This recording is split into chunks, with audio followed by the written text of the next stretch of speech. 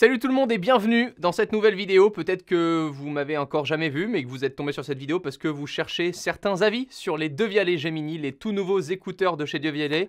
J'ai eu du mal à le dire. De chez Devialet. Ça fait une dizaine de jours que je les ai en main, je les ai achetés. J'ai même eu à faire un petit peu au service après-vente parce que j'ai eu une première version qui n'était pas bien finie, etc. Il y a eu un petit aller-retour, donc j'ai la version finale qui fonctionne très bien sous iOS. Perso, c'est avec ce système d'exploitation que je l'ai testé. Je vous en parle un petit peu plus dans cette vidéo. On va voir l'ergonomie, les points positifs, les points négatifs et surtout, qu'est-ce que donne le son de ces écouteurs? Est-ce que ça vaut aujourd'hui des earbuds de chez Bose ou encore les fameux AirPods Pro que j'utilise au quotidien? Je commence par le design et l'ergonomie. Le boîtier est plutôt bien fini. À l'intérieur, on retrouve du coup les deux écouteurs qui se chargent directement, exactement comme les AirPods Pro. C'est des tout petits pins là qui vont se connecter à l'arrière des écouteurs et qui sont légèrement aimantés pour se placer correctement dans la boîte. Une boîte qui est assez épaisse, je dois dire. Donc tout ce qui est poche de jean, etc., c'est pas très pratique. Maintenant, dès que vous les avez dans un sac à dos ou autre, il n'y a aucun souci. Évidemment, le boîtier qui se recharge en USB-C. La grande particularité de ce boîtier, c'est qu'on retrouve à l'arrière la batterie qui est visible et qui est du coup amovible. Si c'est nécessaire jamais un jour de la changer, ça sera accessible, je pense, assez facilement, surtout pour le SAV de chez Devialet. Ne le faites pas tout seul avec 3 vis, un couteau, c'est pas logique. Une batterie qui offre à l'ensemble une autonomie de plus de 24 heures, puisque chaque écouteur a une autonomie de 6 heures annoncée avec la réduction de bruit active, 8 heures sans la réduction de bruit, et puis on peut les recharger pour obtenir au total 24 heures d'écoute. Petite particularité sympa aussi, le boîtier peut se charger par induction, donc on n'aura qu'à le poser dans un dock ou sur un socle à induction et ça fonctionnera parfaitement. Au niveau de l'autonomie, j'ai pas remarqué de gros points négatifs, si ce n'est que parfois l'application associée à ces Devialet, puisque on va en parler dans cette vidéo, il y a une application iOS et Android, j'ai eu parfois quelques petits problèmes d'affichage de batterie. Parfois l'écouteur droit m'affichait 0% de batterie alors qu'il fonctionnait très bien, mais à part ça, sur la version finale, je n'ai plus aucun souci, tel que j'avais pu avoir quand même quelques petits soucis avec la toute première version quand je les avais précommandés. Pour le coup, et je dois le dire, le SAV Devialet est nickel. Je les ai contactés sur Twitter, ils m'ont directement rappelé, etc. C'est vraiment un service haut de gamme. On n'est pas là à attendre 4 heures au téléphone. Je dois le dire parce que ça fait plaisir. Sachez-le aussi, sur cette chaîne, dès qu'il y a un partenariat, c'est annoncé au début de la vidéo et dans la description. Là, c'est vraiment pas le cas du tout. J'ai testé plusieurs écouteurs et je les ai achetés de ma poche pour pouvoir vous donner mon avis. Pour finir sur le boîtier, j'aurais préféré un boîtier un peu plus petit tout en retirant du coup l'accès à la batterie amovible. Perso, j'y vois pas vraiment un grand intérêt aujourd'hui, surtout que ce sont des produits qu'on change facilement tous les ans ou tous les 2 ans, qu'on revend après d'occasion et autres, donc il n'y a aucun souci pour moi dès lors que le SAV peut accéder à la batterie ou changer le boîtier comme c'est le cas chez Apple. Là, c'est le seul reproche que je peux faire à ce boîtier, il est un petit peu gros. Maintenant, place à ce qu'on voit à l'intérieur, puisqu'on parle de design et d'ergonomie. Les écouteurs de chez Devialet, les Devialet Gemini, ce sont les premiers écouteurs que fait Devialet, ce sont des écouteurs intra-auriculaires. Alors de base, je déteste ça, sauf que depuis les AirPods Pro, et depuis que les constructeurs ont vraiment amélioré cette sensation d'utilisation qui n'a plus du tout l'effet bouchon, vous saviez à l'époque, il y a quelques années encore, à l'époque, on mettait l'écouteur et d'un coup ça fait comme si on était à la piscine en train de faire de la natation synchronisée, tu vois. Donc c'était pas du tout le but quand tu l'utilises dans la rue. À noter également, et on en reparle un petit peu juste après, les pavés tactiles. Ces écouteurs sont tactiles et vous pouvez du coup déclencher directement sur l'écouteur une action. Alors ça peut être pratique que ça soit tactile parce que on n'a pas besoin d'enfoncer en appuyant un bouton, donc de réenfoncer les écouteurs sans le vouloir. Perso, j'ai un autre avis là-dessus et on en reparle. J'insiste du coup sur le fait que ça soit des intra-auriculaires comme pour les AirPods Pro, je pensais détester ça et avec justement toutes les fonctionnalités qui ont été améliorées pour éviter d'avoir cette sensation de bouchon avec de l'air qui passe légèrement entre l'intérieur du conduit auditif et l'extérieur, etc. Je trouve que l'expérience est nettement améliorée. Donc soit vous détestez toujours ça et laissez tomber, soit on peut continuer la vidéo ensemble parce que je pense qu'il y aura d'autres choses que vous allez adorer sur ces produits. Maintenant, au niveau des fonctionnalités que propose ce produit, tout est associé à l'application. Là, j'utilise encore une fois une application sous iOS, l'application des Devialet Gemini. Comme vous le voyez à l'écran, rien ne s'affiche puisque le boîtier n'est pas ouvert. Un petit peu dommage. J'aurais aimé pouvoir régler ou accéder aux paramètres du produit sans avoir le boîtier avec moi ou le boîtier ouvert. Dès lors que je l'ouvre et que j'appuie sur affirmative, ça y est, la connexion se fait et je vais pouvoir observer toutes les différentes fonctionnalités depuis l'application. Your ears. Your rules. S'il y avait eu Augustin à la caméra, il m'aurait défoncé. On peut voir du coup l'autonomie sur chaque écouteur. Bon, l'autonomie du boîtier ne s'affiche pas. Là, j'ai mis le mode transparent, donc je m'entends correctement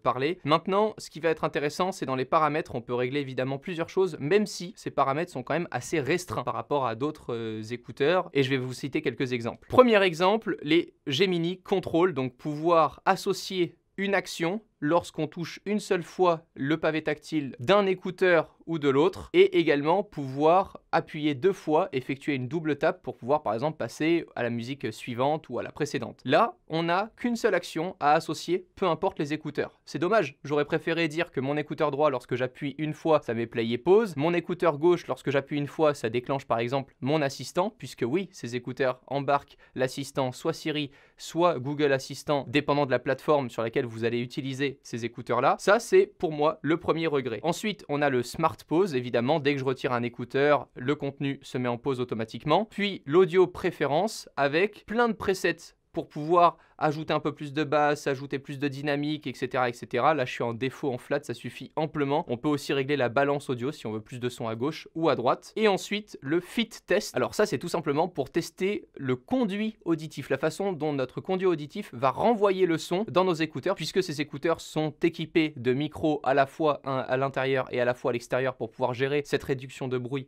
active. Je peux le faire en live avec vous. Je choisis correctement mes embouts, et ça, c'est à dire parce que j'en vois beaucoup, même en vidéo, qui me disent ah les écouteurs ils tiennent pas, c'est pas bien, ou alors ah non il me sert trop, etc.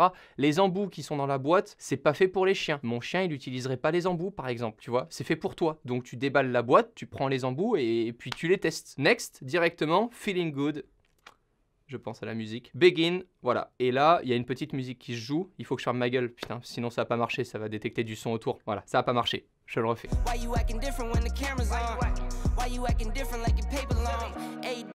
Ah, il y en a toujours un qui n'a pas marché. Bon, il y a du son autour de moi. Faut être dans une pièce vraiment très calme pour pouvoir tester du coup ce paramètre très personnalisé de notre écoute. Là, je viens de revenir sur l'application et je m'entends presque plus parler puisque je suis revenu au mode neutre. Il y a 3 modes d'écoute. Le cancellation, l'annulation de bruit active, du coup avec la réduction de bruit active. Lorsque je suis dans ce mode-là, j'ai 3 modes de dispo, le low, height et le mode avion. Perso, juste en annulation de bruit active en mode low, c'est déjà amplement suffisant et honnêtement, je suis très souvent en neutre. J'ai pas besoin d'avoir de la réduction de bruit active parce que je trouve que ces écouteurs ont déjà de base une réduction de bruit passive amplement suffisante. Et ensuite, le mode transparent.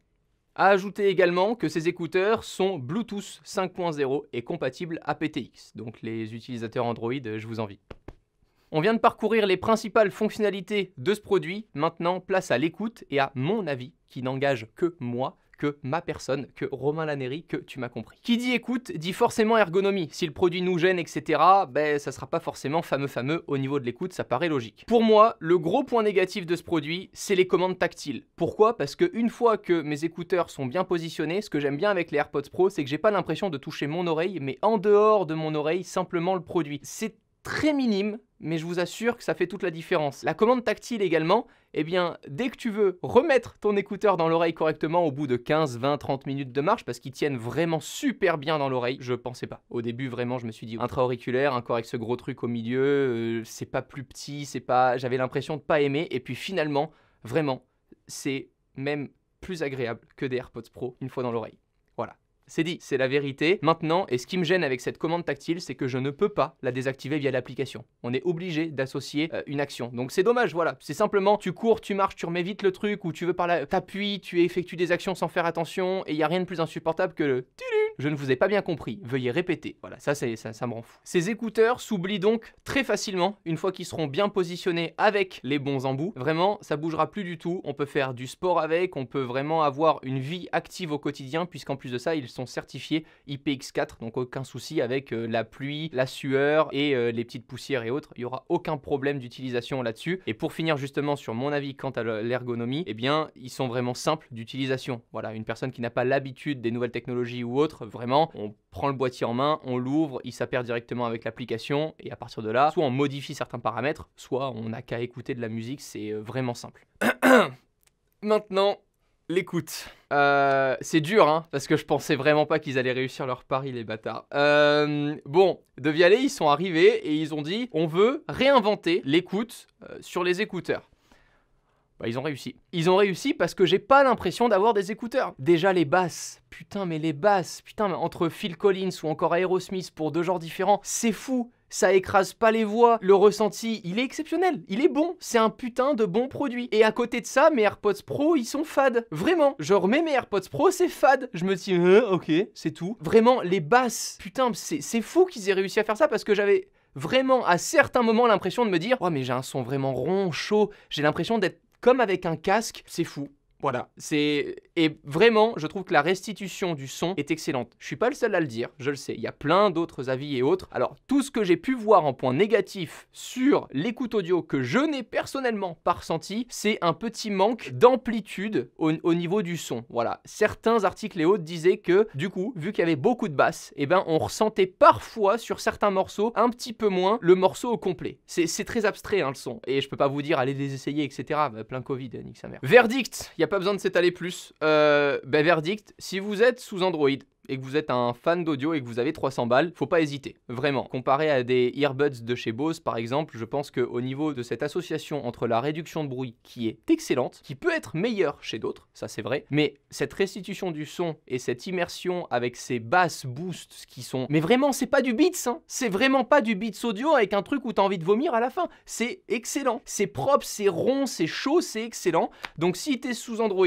tu peux foncer, parce que de toute façon, t'auras pas une meilleure ergonomie ou une meilleure expérience utilisateur avec d'autres, ça sera différent mais très comparable. Maintenant, pour les utilisateurs iOS, si vous êtes fan de son et que vous écoutez pas forcément tout le temps de la musique avec des écouteurs et autres, mais que par exemple dans des déplacements, dans l'avion, pour vous c'est plus facile, dans le train, dans le métro, etc. Je comprends, c'est beaucoup plus facile de transporter ça qu'un casque. Bah je vous recommande quand même les Devia Léger Mini, comparé à des AirPods Pro. Alors moi Romain Lannéry, je vais garder mes AirPods Pro et vous faire gagner ces Devia Léger Mini sur Instagram. Pourquoi ? Parce que j'utilise aujourd'hui des écouteurs beaucoup plus pour parler, prendre des appels, etc. et travailler, que pour écouter de la super bonne musique, être en immersion et autres. Quand je suis dans des transports en commun pendant un long trajet, je vais préconiser soit des AirPods Max, soit un Bose QC35 II, etc. Donc je préfère, évidemment, c'est pas le même son que sur un casque, mais on avait quand même à certains moments cette impression-là. Perso, je garde mes AirPods Pro et je vous fais gagner tout de suite là les Devia Léger Mini, vraiment voilà, avec toutes les normes anti-Covid, blabla, etc. Ils seront désinfectés, passés au Karcher, t'inquiète pas, pas de souci. Le verdict est là, voilà, si vous préférez l'ergonomie et l'expérience utilisateur et que vous êtes sous iOS, restez sur les AirPods Pro. Si vous êtes un fan d'audio et que vous recherchez un son un peu différent, beaucoup plus chaud, beaucoup plus dynamique, etc., bah, partez sur ces Devia Léger Mini, même sous iOS. Je pensais vraiment, mais vraiment pas dire ça à la fin de cette vidéo. Quand je les ai achetés, je me suis dit, oui, encore d'autres écouteurs qui essaient de faire pareil, et puis finalement, à la fin de la fin, je vais dire, bon ben je garde les AirPods Pro et je vous conseille les AirPods Pro. C'est pas vrai. J'espère que cette vidéo vous aura plu ou déplu. Quoi qu'il en soit, j'espère juste ne pas vous avoir cassé les couilles. Voilà, soit vous m'aimez, soit vous me détestez, mais au moins vous avez mon avis réel sur ces Devia Léger Mini qui sont à gagner tout de suite sur Instagram. À très vite. Prenez soin de vous. Ciao tout le monde.